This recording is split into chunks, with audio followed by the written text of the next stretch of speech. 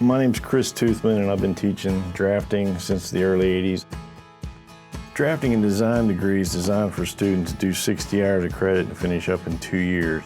We go over different programs. The main programs we use are Autodesk based, and the big benefit with Autodesk is they actually give the students free software while they're students, so they have access to probably $35,000 worth of free software, where some of the other CAD programs don't.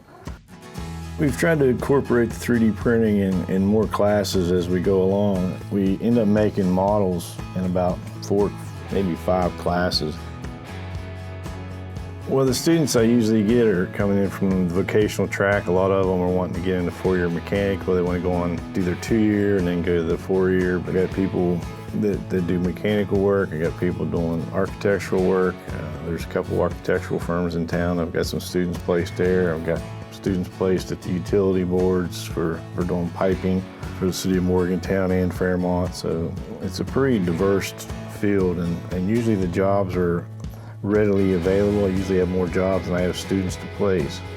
The field of drafting, whether it be CAD or otherwise, has always been steady. There's never been really a decline. I've been teaching this for 30 years now, and there's always been jobs available. So when you get done with your 2-year degree, there's usually a job waiting on you before you get out of the 2-year program.